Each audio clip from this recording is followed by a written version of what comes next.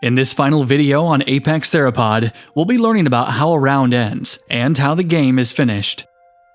The end of the round is played simultaneously between players. First, players will play all remaining cards in their hand, in any order, one at a time.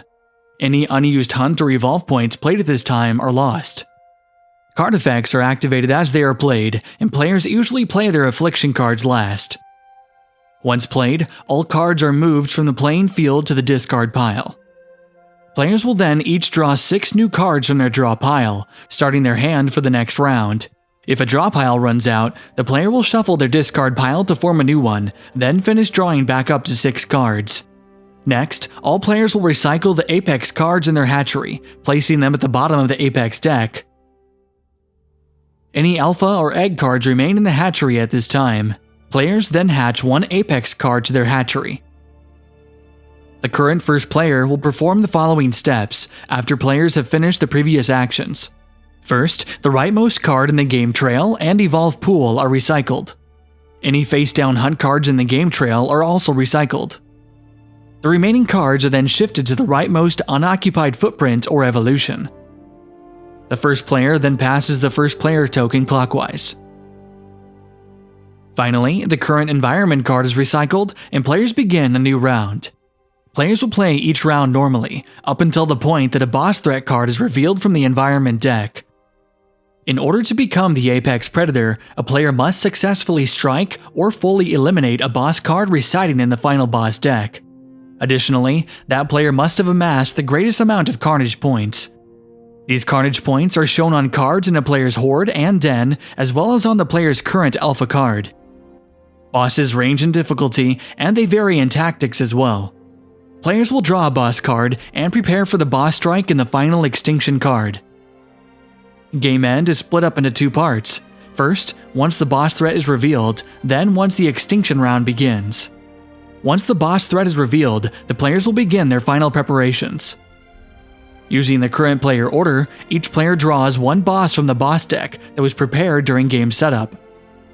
Players may review their boss before placing it next to their nesting ground mat. At the end of the video, we'll discuss an alternative option for the boss cards. Now, the boss threat round is played with some adjustments. During the alert phase, all alert cards are played. If a player plays an alert card and they have cards in their ambush point, 1 Apex card from the ambush point is eliminated, and the rest are placed in the discard pile. The ambush phase is played as normal, as well as the hand evolve phase. The hunt phase is played normally as well, except that players cannot perform raider ambushes. The purchase phase is played as normal, as well as the end of the round. Finally, players will recycle the environment card, revealing the next card, which affects all players immediately.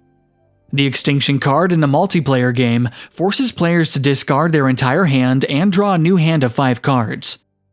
The extinction round will begin, which is the final round of the game, and only consists of the boss strike. First, each player will add up their hunt point total, using the cards from their hand as well as their ambush point.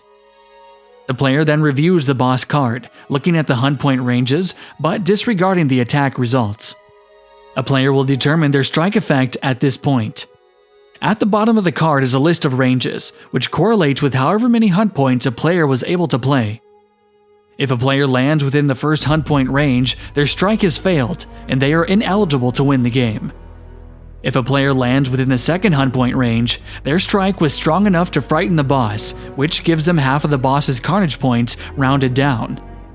If a boss has 4 hunt point ranges, as the Tyrannosaurus Rex does, then if the player lands within the third hunt point range, their strike frightens the boss from their territory entirely. This will earn the player half the boss's Carnage points rounded down, as well as an additional 2 Carnage points on top of that. If a player lands within the last hunt point range, they have annihilated the boss, and the player gains all the boss's Carnage points. Players will add up the Carnage points from their Horde and Den, the Carnage points from their current Alpha card, and the Carnage points earned from their boss strike. From this, they will subtract any affliction card health damage.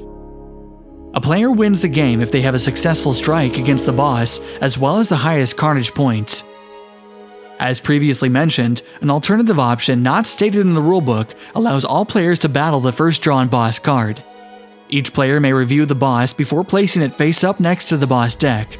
In player order, they may take their turns as striking the boss and adding up carnage as normal.